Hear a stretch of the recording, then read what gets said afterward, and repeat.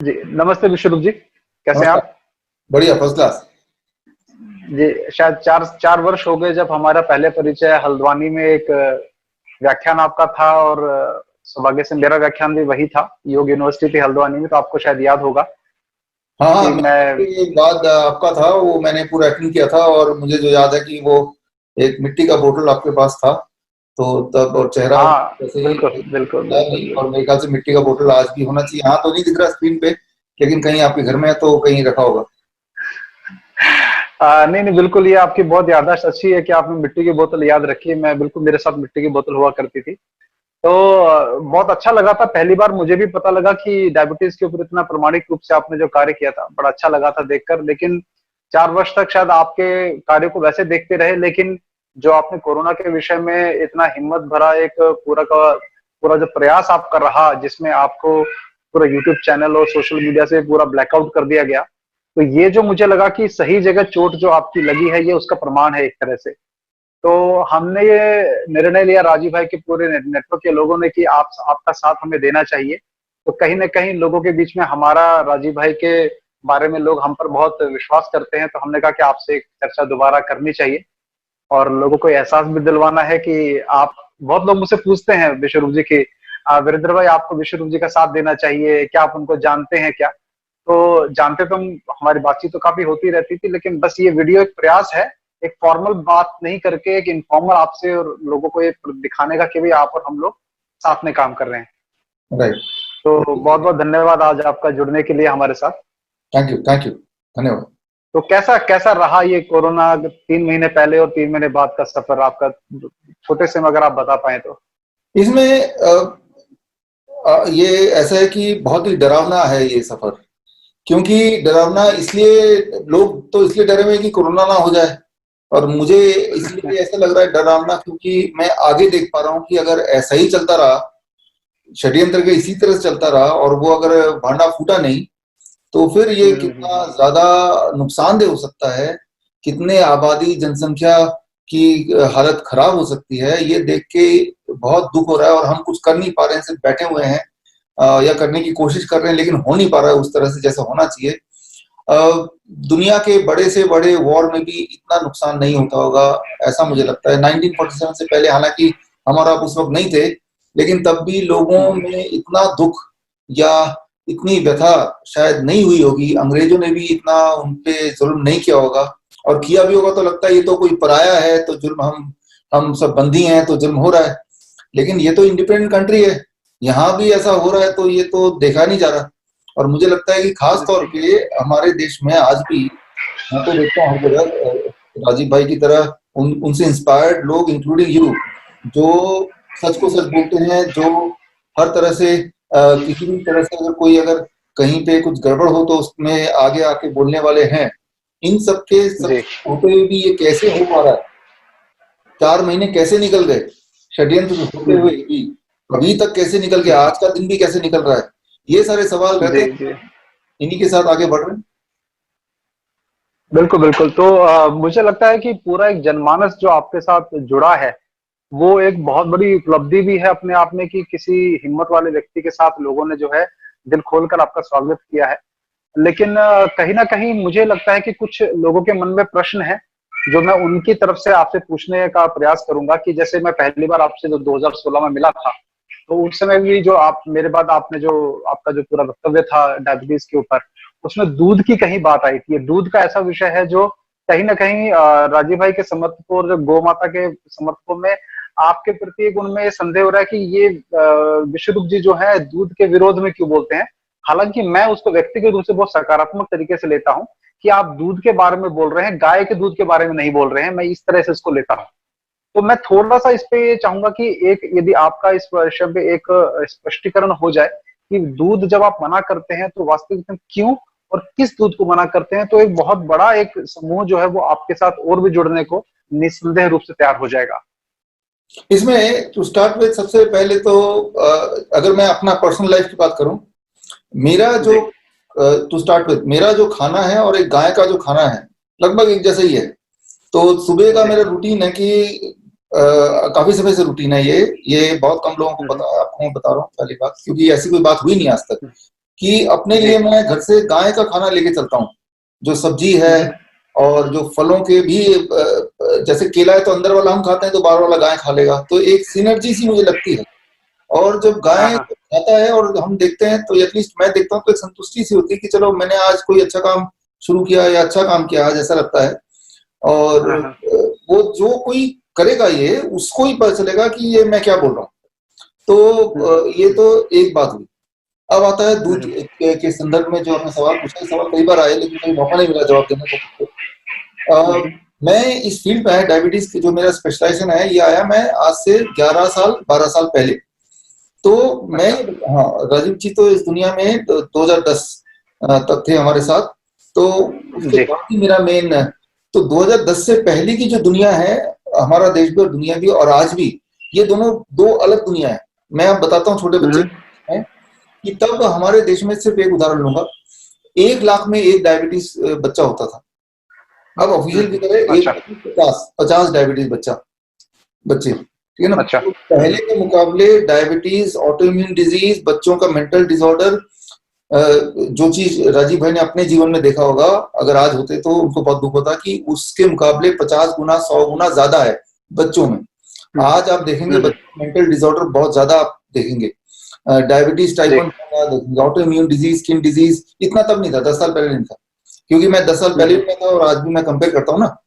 तो जी मैंने देखा कि जैसे ही ये सभी, ध्यान से सुने इसको और आगे भी पहुंचा है, छोटे बच्चे अगर मिलते हैं जिनमें टाइप 1 हो, इंसुलिन डिपेंडेंट है, उनको अगर हम एक चीज बोलते हैं कि आप कोई भी ऐसी चीज मत खाओ जिसमें एनिमल प्रोटीन हो सकता है, जानवरों का प्रोटीन हो सकता है, तो अब जानवरों का प्रोटीन जिन भी चीजों से है उसको हटा दो अपने डाइट से, और जैसे आप हटाओगे तो एक चीज होगी, एक ही दिन के अंदर आपकी इंसुलिन की जरूरत 50% घट जाएगी, 50%। ऐसा हर बार होता है। तो एनिमल प्रोटीन जब हम बोलते हैं तो अंडा, मछली, ये सब चीज आती है, और डेयरी प्रोडक्ट भी आता है, क्योंकि उसके अंदर भी एनिमल होता है। और कई बार कुछ लोगों के लिए, सबके लिए नहीं, कुछ बच्चों के लिए उसका बॉडी अपना प्रोटीन और किसी बाहर से आया हुआ प्रोटीन, एनिमल प्रोटीन में डिफरेंशिएट नहीं कर पाता, तो वो ऑटोमेटिकली अपना अटैक करता है, अपने सेल्स को अटैक करता है। और जब बाहर का एनिमल स्टॉप कर देते हैं तो अटैक बंद हो जाता है, तो इंसुलिन दोबारा बनने लगता है। सिंपल सा फिनोमेना है।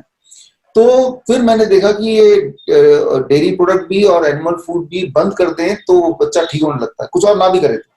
और ये हर बार होता है, और होता है। So that's how it started. तो 2010 से पहले वाली जो दुनिया है और अभी, और मेरा जो फासला, मेरे को ज्यादा लेना देना है शहरों के बच्चों से, विदेशी बच्चों से, जैसे स्विट्जरलैंड है, वियतनाम है, मलेशिया, जहां जहां जाता हूँ।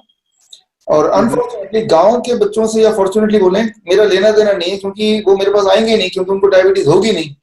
वहां का वातावरण ऐसा है, वहां का खान पान ऐसा है।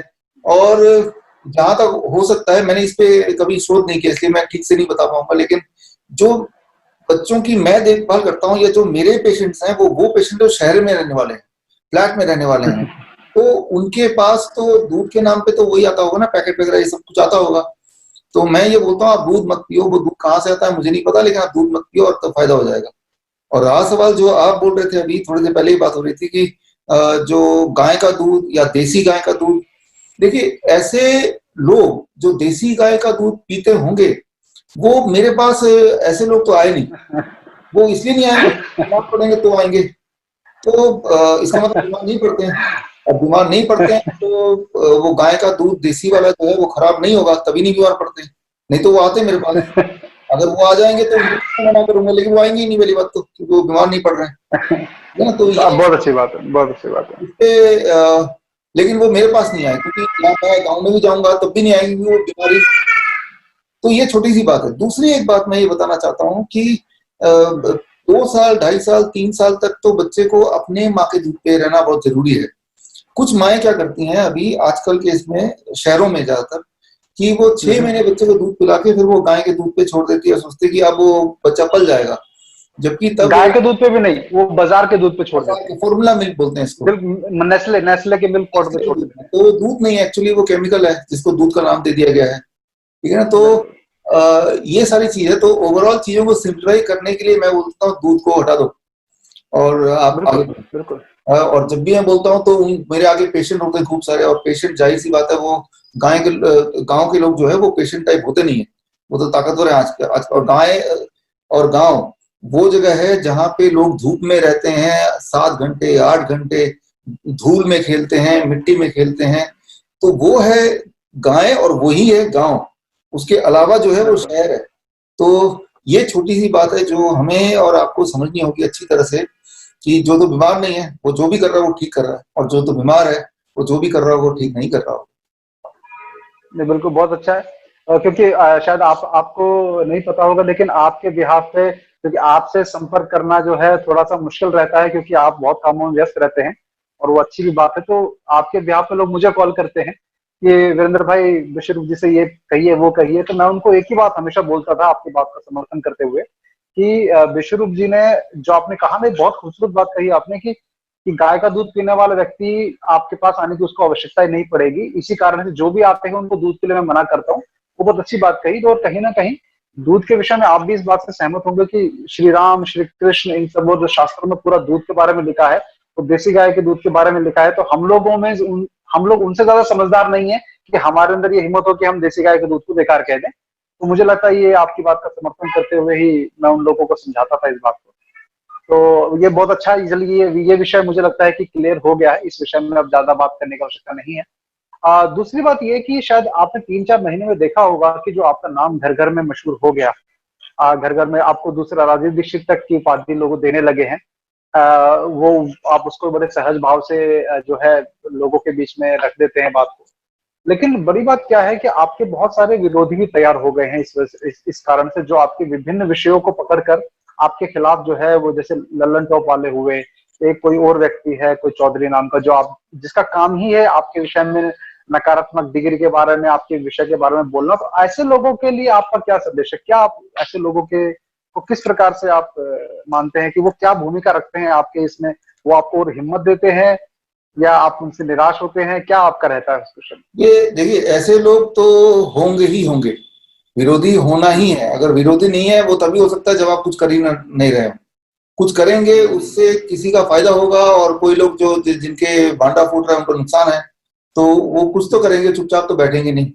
तो जाहिर सी बात है, ये लोग थोड़े से लोग हैं, इसका मतलब बहुत ज्यादा हम काम नहीं कर रहे हैं। ये लोग ज्यादा होंगे, इसका मतलब हम ज्यादा काम कर रहे हैं। तो मैं ऐसे देखता हूँ, लेकिन मैं ये भी देखता हूँ कि हमारे पास जो एक शक्ति है वो है सच्चाई की शक्ति। तो हमें सिर्फ जी सच्चाई को देख के बस आगे बढ़ते जाना है, और ऐसे लोगों पे ज्यादा उनका काम है ध्यान दिलाना, अपनी तरफ ध्यान अट्रैक्ट करना, ठीक है ना, जो हर जी तरह के लोगों का। तो लेकिन हमारे पास टाइम 24 घंटे का ही है।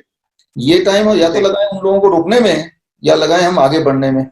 तो हम बिल्कुल अपना काम पूरे दिल से करते हुए आगे चलते जाएं। ये लोग पीछे कहीं ना कहीं छूटते जाएंगे, बोलेंगे भी, छूट भी जाएंगे। उनके उनके सवालों के जवाब देने में जितनी ताकत लगाएंगे हम, उस वही वाला ताकत हम काम को आगे बढ़ाने में लगाते हैं। तो वही जवाब है उनके लिए भी, और वही सही चीज है, मुझे ऐसा लगता है। पहली बात, कई बार बहुत अच्छा। ऐसा होता है कि जब बहुत सारे लोग ऐसे विरोधी आ जाते हैं तो दिल में एक बार शंका होती है, या लगता है कि यार ये क्यों हो रहा है, मतलब कंफर्टेबल सिचुएशन नहीं है। ऐसे में अपने आप को इंस्पायर करने के लिए कुछ तैयारी हमें करनी होती है। जैसे ऐसे कुछ लोगों को याद कर लो जिनसे हम इंस्पायर हुए हैं, तो फिर ताकत आ जाएगी। तो ताकत तो दिमाग की होती है ना। अगर तो दिमाग की ताकत होती बिल्कुल है, अपना इंतजाम रखते हैं कि भाई किन लोगों को याद करो, कौन से वाले वीडियोस देखो, है ना, तो उससे ताकत मिल जाएगी। आपके मैं देख रहा हूँ पीछे राजीव भाई की फोटो लगी हुई है, तो आप समझ रहे हैं मैं क्या बोलना चाह रहा हूँ, कि जिन बिल्कुल चीजों बिल्कुल से हम इंस्पायर होते हैं, जिन चीजों की वजह से हम आगे बढ़ रहे हैं, उन चीजों को, उन लोगों को अगर दिमाग में आप हमेशा रखेंगे, तो ये जो छोटी मोटी रुकावट है, इसमें आपको कुछ भी फील नहीं होगा। अगर उन बिल्कुल लोगों को दिमाग में रखेंगे, तो मैं दिमाग में रख के चलता हूँ, मेरा गोल क्या है, एम क्या है, उसको बहुत बड़े से पिक्चर देखता हूँ। और जो लोग जी ऐसे लोग का नाम लिया आपने, उनको ब्लैक एंड व्हाइट छोटा सा कोने में रखा हुआ देखता हूँ, ठीक है ना। तो इस तरह से मेंटल पिक्चर बनाया हुआ है, वो मेंटल बहुत अच्छा। पिक्चर अपने ही हाथ में है। तो ठीक है, तो अच्छा ही लगता है कि नहीं, आप। मैं मेरे जीवन में भी इस प्रकार के विरोधी लोग बहुत आए। 10 वर्ष का मेरा भी सामाजिक जीवन हो गया है, तो मेरे लिए जो प्रेरणा का स्रोत मैं बताना चाहूंगा, आप भी उनको चाहे तो पढ़ सकते हैं।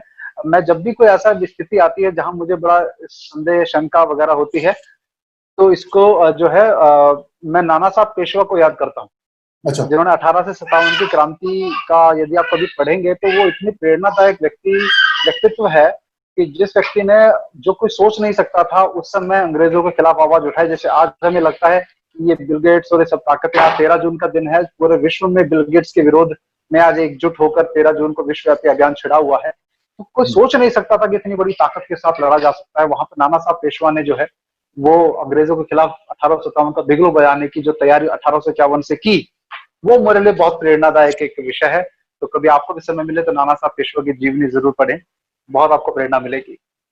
नहीं, बिल्कुल मुझे आइडिया है, लेकिन डिटेल में और मैं पढ़ूंगा। लेकिन ये सही बात है कि एक इंसान चाहे तो अगर सच्चाई पे चलेगा तो कुछ भी वही ताकत होती है, अल्टीमेटली तो यही साबित होता है। जी।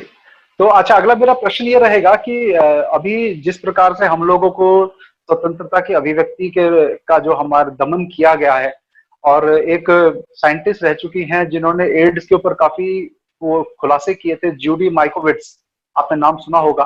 तो जूडी माइकोविट्स का जीवन जो है पूरा का पूरा, क्योंकि एंथनी फाउची ये जो सब लोग हैं इनके खिलाफ इन्होंने बहुत षड्यंत्र उजागर किए, तो उनके पूरे करियर को, उनकी पर्सनल लाइफ को, उनको दिवालिया उनको घोषित कर दिया गया, उनको जेल में डाल दिया गया, गैग ऑर्डर इशू कर दिया गया। तो इस प्रकार का, मुझे भी लोग कहते हैं कि वीरेंद्र भाई आप भी खुले में बोलते हो, लेकिन मुझे लगता है कि हमसे ज्यादा वीडियो आपके देखे जा रहे हैं। तो इस प्रकार का कभी आपको नहीं लगा कि जब सरकार इस प्रकार का षड्यंत्र, मान लीजिए यदि करती है, या इस प्रकार का कुछ करता है जो आपके जीवन पे, पर्सनल लाइफ है उसमें, तो आप उसको किस प्रकार से आप देखते हैं कि क्या आपको लगता है कि हमें करना चाहिए कि जिससे आप जैसे व्यक्ति, राजीव भाई जैसे लोगों को जो हम प्रेरणा देते हैं पूरी दुनिया को, उनके लिए हम लोग कर सकें? हाँ, इसमें देखिए दो पार्ट है इसमें। पहले तो मुझे क्या लगता है और करना क्या चाहिए, दो अलग चीजें होंगी। तो मुझे क्या लगता है, मुझे लगता है कि दो ही चॉइस है मेरे पास, या तो हम बोलें या ना बोलें, इसके अलावा तो कुछ हो नहीं सकता। तो ज्यादातर लोग हैं हमारे आसपास, उनको तो पता ही नहीं कि असलियत क्या है, तो उनको बस एक ही चॉइस है, नहीं बोलने का, क्योंकि उनको वही जो लगता है जो दिखाया जा रहा है उनको, तो वो तो एक्सक्लूड हो गए क्योंकि उनको पता नहीं है, तो उस पर दोष हम दे ही नहीं सकते। लेकिन भगवान ने हमें आपको ताकत दी है कि सच को समझने की। तो अब हमारे पास दो चॉइस है, सच हमें पता है, हम इसको बोलें या ना बोलें, ठीक है ना। बिकॉज बाकी लोगों के लिए सच और झूठ एक ही बात है, हमारे लिए सच क्या है क्लियर है, और जो दिखाया जा रहा है वो भी क्लियर है। अगर तो कुछ नहीं बोलता, एक तो ये है आप और हम कुछ बोले ना, तो क्या हम बच जाएंगे? इसकी कोई गारंटी है? कल क्या होगा हमारे साथ, सब कुछ सही होगा, इसकी कोई गारंटी है? अगर तो बोलते हैं गारंटी है, तो मैं आपको याद दिला दूं, सभी को याद दिला दूं कि अभी भारत में 30 करोड़ लोग जो 3-4 महीने पहले 2 वक्त की रोटी खा पाते थे, वो 30 करोड़ लोग आज उनको 2 वक्त की रोटी नहीं मिल रही है। 13 करोड़ लोग ऐसे हैं जिनका घर बार नहीं है, आज वो सड़क पे हैं, और उनमें से बहुत सारे लोग ऐसे जिनकी गिनती नहीं है जो मारे जा चुके हैं सड़क पे कुत्ते बिल्ली की तरह। तो जो करोड़ लोग थे उन्होंने कुछ नहीं बोला था 4-5 महीने से, वो बिल्कुल चुप थे, शांत थे, जैसा बोला जा रहा था वैसे ही कर रहे थे। तो उनके साथ अगर उनके साथ जो उनका कल है, जो उनका आज है, वही हमारा और आपका कल होगा। आज हम कंफर्टेबल हैं, एसी में बैठ सकते हैं और बिल्डिंग में बैठे हुए हैं, लेकिन यही वाला तो उनके साथ भी उनका कल यही था, लेकिन आज वो सड़क पे हैं, जबकि वो हमारे ही भाई बंधु हैं, राइट। तो वो लोग चुप थे। अगर चुप होने से सब कुछ ठीक होता तो उनके साथ खराब नहीं होता। मतलब ये चुप बैठना है, राइट। तो चुप बैठने से कुछ होगा नहीं, ये तो पक्का है। हाँ, चुप ना बैठने से क्या होगा कि क्या नहीं होगा, उस पर शक है। आप यकीन नहीं कर सकते कि आपने सच बोला तो खराब ही होगा, लेकिन चुप बैठने से क्या होता है वो तुमने देख ही लिया। पहली बात, लोगों को क्या करनी चाहिए, जब जो लोग षड्यंत्र कर रहे हैं वो एकजुट होकर बहुत ही डिसिप्लिन तरीके से आगे बढ़ सकते हैं, तो जो लोग सच के राह पे चल रहे हैं वो भी तो डिसिप्लिन तरीके से एकजुट होकर आगे बढ़ सकते हैं। तो इसमें किसी को लीडरशिप देनी पड़ेगी। मैंने तो पर्सनली ये देखा है कि राजीव भाई के जाने के बाद से लीडरशिप किसी एक के पास होने कोई डायरेक्शन नहीं है। ये तो पता है कि हमें करना है, लेकिन वो करने का अगला स्टेप वो नहीं है। एक डायरेक्शन बनाना, एक पूरी रणनीति बनाना, सच्चाई को भी सच्चे ढंग से आगे बढ़ाने के लिए तो हमें पूरी तरह से उतना ही स्मार्ट होना पड़ेगा, चाहे वो सोशल मीडिया के माध्यम से हो, चाहे हमारे अपने जनसेवा के माध्यम से हो, या फिजिकल रूप में लोगों तक पहुंचने से हो। हर तरह से हमें स्मार्ट होना पड़ेगा कि जब वो ताकत जो कि झूठ के दम पे है लेकिन वो एक साथ है, तो सच के दम वालों को भी एक साथ होना पड़ेगा। एक साथ होने के लिए एक दिन लगता है, बस वो एक दिन आपको सिक्योर कर देगा। उस एक दिन को जब देख लेंगे इतनी सारी ताकत एक साथ है, वो भी सच वाले, तो झूठ अपने आप ही धीरे धीरे फीका पड़ जाएगा, अपने आप ही खत्म हो जाएगा। मेरे ख्याल से यही तरीका है, इतिहास में भी ऐसा ही कुछ हुआ है। बिल्कुल बिल्कुल, मुझे लगता है आपकी जो बात है वो कल गोपाल सुत्रिया जी को जानते होंगे, आप गुजरात में हैं। गोपाल सुत्रिया जी से कल बात हो रही थी, उनके जो पंचगव्य के ट्रायल कोरोना वालों पे हुए थे, मैं उस बारे में अपडेट ले रहा था उनसे। तो उन्होंने मुझे बताया कि 10 साल से राजीव भाई के जाने के बाद कोई एक तरह से ऐसा कोई फिगर खड़ा नहीं हो पाया जो जिससे राजीव भाई के कार्य को दिशा मिल पाए। जो भी हुए उन्होंने निराश ही किया है। तो मुझे लगता है कि 5-6 लोग यदि मिलकर राजीव भाई के विषय को आगे बढ़ा पाए तो ऐसे 5-6 लोगों का, जैसे सरपंच हुआ करते थे पहले, ऐसे 5 लोगों को भी अगर इस विषय पे काम किया जाए तो बहुत बड़ा एक काम हो सकता है। उनकी भी यही व्यथा थी। और गोपाल सुत्रिया जी आपके आपके बारे में भी बात कर रहे थे कि बहुत अच्छा काम कर रहे हैं विश्वरूप जी, और शुभकामनाएं देने के लिए भी कहा उन्होंने आपको। एक और बड़ी जो परेशानी वाली बात मुझे नजर आई कि जो पूरा जैसे राजीव भाई के देहांत के बाद उनके बारे में पूरी गलतफहमियां या उनके बारे में आरोपबाजी जो लगनी शुरू हुई, अभी विकिपीडिया के पेज पे जैसे राजीव भाई को फ्रॉड और कॉन्स्पिरेसी थ्योरिस्ट घोषित किया गया, तो आपका तो शायद विकिपीडिया पेज ही उड़ा दिया गया। हाँ। और जो जो और अभी मुझे एक बात मैं आपको भी कहना चाहूंगा कि जो इस समय आप कोई प्रश्न इंटरनेट पे पूछते हैं, उसका उत्तर के रूप में कुछ वेबसाइट ऐसी हैं जो टॉप पे आती है हमेशा, जैसे कोरा.com आ गया। ये कुछ साल पहले ही कोरा शुरू हुआ था। कुछ ऐसी वेबसाइट जो फैक्ट चेक, मिथ बस्टर्स के नाम से या फैक्ट चेकिंग के नाम पे जो है हम सबसे ऊपर हमें दिखाई देती हैं, उसमें जिसके बारे में गलत फैलाना है उसके विषय में वहां गलत ही ऊपर आएगा गूगल सर्च के अंदर। तो आपके बारे में भी यही हो रहा है, राजीव भाई के बारे में भी यही हो रहा है। तो इसको किस प्रकार से आप चाह रहे हैं कि लोग आपको, आपके जो ये गलत फहमियां फैलाई जा रही हैं, उसके बारे में आप किस प्रकार से उम्मीद करते हैं कि लोग इसमें समर्थन करें आपको, उसके बारे में थोड़ी अगर चर्चा करें तो अच्छा रहेगा। हाँ, ये एक बहुत ही वैलिड पॉइंट और ये मेरे चिंता का विषय भी है जो आपने इस सवाल को उठाया। इसमें जो विकिपीडिया है, फेसबुक है, यूट्यूब है, ट्विटर है, इवन व्हाट्सएप है, इवन व्हाट्सएप, ये जो हमें लगता है कि फ्रीडम ऑफ स्पीच मिल गया, हमें कोई पावर मिल गई, ताकत मिल गई, जिस ताकत के को यूज करके हम कुछ भी कर सकते हैं, ऐसा दिखने में लग रहा है। वो तब तक जब तक ये ताकत देने वाले इंसान को कोई नुकसान ना हो रहा हो या उसके षड्यंत्र को कोई नुकसान ना हो रहा हो, तब तक है। और वो षड्यंत्र, वो जो ये ताकत आपको मिली है वो आपके खिलाफ ही लड़ने के लिए मिली है, राइट। तो ये पहले तो इसकी लत लग गई, लत ही बोलूंगा मैं इसको। और अब लत जब लग गई है तो अब इसी ताकत को आपके खिलाफ यूज किया जाएगा रिमोटली, कहीं और बैठ के। ये मैं समझाऊं। मैं पर्सनली मेरी बात करें तो मैं फॉर्चुनेट हूं कि मेरा विकिपीडिया उड़ा दिया, ना कि उसमें फ्रॉड लिख दिया। तो मैं इसको ऐसे लिखता हूँ, उड़ा दिया उसको। तो वो ज्यादा बेहतर है, उड़ाई दो तो ज्यादा बेहतर है। हाँ, विकिपीडिया के दोनों पेज उड़ा दिए, फेसबुक उड़ा दिया, यूट्यूब उड़ा दिया, ट्विटर उड़ा दिया। और सबसे शॉकिंग बात है कि आप विश्वास नहीं करेंगे, हमारे जो ऑफिस का जो व्हाट्सएप है उसको भी ब्लॉक कर दिया था 48 आवर्स के लिए। और अगर आगे भी कभी ड्रामा खत्म भी हो सकता है। तो मतलब जितने सारे सोशल मीडिया में लगता है कि ये हमारी ताकत है, वो हमारी नहीं है। एक तो पहली बात ये बताना चाहूंगा। दूसरी बात कि अगर जिस तरह से वो एक हथियार हमें देके और हमारे खिलाफ ही यूज कर रहे हैं, तो क्यों ना उसी हथियार को हम उनके खिलाफ यूज करें। उसका एक तरीका है कि जैसे पर्सनली मैं आपके माध्यम से हमारे जिन सब लोगों के विचारधारा एक से हैं, उनको मैं यही रिक्वेस्ट करूंगा कि जैसे कोरा में आप जाएंगे तो आपको मेरे बारे में जो भी लगता है वो आप भी लिखिए, इंक्लूडिंग वीरेंद्र भाई, आप भी लिखिए, और हमारे जितने राजीव भाई के लोग हैं वो सब भी लिखें। तो पलड़ा भारी हो जाएगा, सच्चाई सामने आएगी। अभी क्या है कि मुझे ऐसा लगता है, पर्सनली मेरी बात करूं तो एक 200 लोगों की टीम बनाई है, वो टीम कहीं भी जाके खिलाफ में लंबे चौड़े वो लिख देंगे। और कोरा और विकिपीडिया वो इस बेसिस पे चलता है कि जो वोटर टाइप पे और तो नियोजित एक तरीके से चलता है।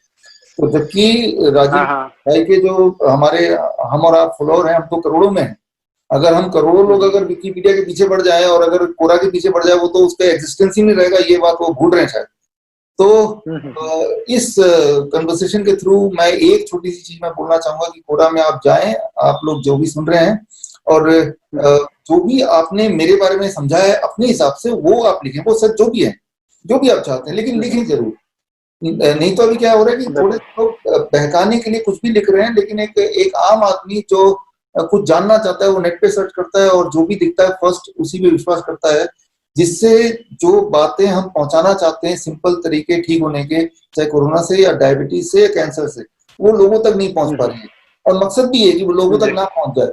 यूट्यूब उड़ गया, फेसबुक उड़ गया, क्यों?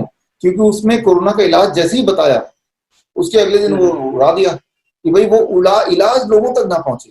फिर फेसबुक के माध्यम से बताया फेसबुक को ब्लॉक कर दिया, फिर नया फेसबुक खोला, वो ब्लॉक हो गया। ठीक है, तो ये चल रहा है। तो मतलब ये कि ये वाला हथियार हमारे खिलाफ अगर यूज हो रहा है तो हम भी इसी हथियार को उनके खिलाफ यूज कर सकते हैं, उसी में अपने जो भी एक्सपीरियंसेस हैं उसको डाल के, ताकि आपके एक्सपीरियंस लोगों तक पहुंचे, ना कि उन 200 या 100 200 400 लोगों के जो एक नियोजित तरीके से प्लान्ड वे में कुछ भी लिख के, तो ताकि लोगों को वही ऊपर टॉप पे दिखे लगे कि यही सच्चाई है। तो ये एक मैसेज है मैं देना चाहूंगा। नहीं, अच्छा है, जैसे आपने कहा कि हमारे क्रांतिकारी अंग्रेजों की बंदूकें चुरा के उन्हीं के खिलाफ यूज करते थे, हाँ, ऐसे ही हम लोगों को भी इनकी इनकी इनकी जो हथियार है उन्हीं के खिलाफ यूज करने उन्हीं को चाहिए यूज हमको। करना है, हमें चालाकी से काम करना है, हमें उन्हीं को यूज करना है। वही जमाना आ गया है, तभी उसका जवाब दिया जा सकता है। एक तो तरीका है कि हम सोशल मीडिया का बहिष्कार करें कि भाई हम अंग्रेजों की बंदूक ही ना उठाएं। दूसरा है कि उन्हीं की बंदूक उनके ऊपर हमला कर दें। दो तरीके हैं। तो सोशल मीडिया में या जो भी मीडिया है हर तरह से सच्चाई पहुंचाए, बेसिकली तो बात ये है। जो चीज सच है वो लोगों तक पहुंच जाए तो लोग जागरूक होंगे, तो सब लोग जागरूक होना जरूरी है। जी, ठीक है। तो बस इतना ज्यादा लंबा चौड़ा बातचीत नहीं करनी थी आपसे, एक फॉर्मल एक इनफॉर्मल एक बातचीत होनी थी। बड़ा अच्छा लगा। और मुझे लगता है कि अभी आगे जो दिशा है उसके विषय में मैं आपसे भी ये कहना चाहूंगा कि कोई जैसे ही ये सब थोड़ा सा रिलैक्सेशन हो जाए तो आप और हम मिलके कार्यक्रम आयोजित हम करें जिसमें राजीव भाई के समर्थक देश भर से आए और एक आपका भी संबोधन उसमें हो और दो तीन और दो देश में दिग्गज लोग हैं जो इस विषय पर काम कर रहे हैं, उन सबका वक्तव्य एक मंच पे से हो। तो इसकी भी तैयारी हम करेंगे और उस विषय में फिर आपको भी हम सूचित करेंगे। तो आशा है कि आप इसमें भागीदारी जरूर करेंगे। बिल्कुल बिल्कुल ऐसा ही कुछ होना चाहिए। और as a not only speaker, एक तो वक्ता होता है, दूसरा है अटेंड करने के लिए भी, कभी भी हो कहीं पे भी। तो उसके लिए मुझे लगता है कि हमें आपको सबको मिलके आगे आना चाहिए। आफ्टर ऑल ये हमारा देश है, जी, रिस्पॉन्सिबिलिटी भी तो हमारी ही सबकी है। तो जिनकी आंखें बिल्कुल। पहले खुली उसको पहले आगे आएगा, बाकी लोग थोड़े बाद में आएंगे। आना तो सभी को है, एक दिन आगे तो आना ही पड़ेगा। जी, तो बहुत अच्छा लगा विश्वरूप जी। आशा है कि आपके कार्य में ईश्वर आपको सफलता दे और हम सभी राजीव भाई के समर्थक पूरी तरह से आप लोग आपके साथ हैं। जो भी आप जिस प्रकार का भी आह्वान करेंगे हम और हमारी पूरी टीम आपके साथ रहेगी। बहुत बहुत धन्यवाद आपका हमसे जुड़ने के लिए। धन्यवाद, धन्यवाद सर। Thank you. नमस्ते, वंदे मातरम।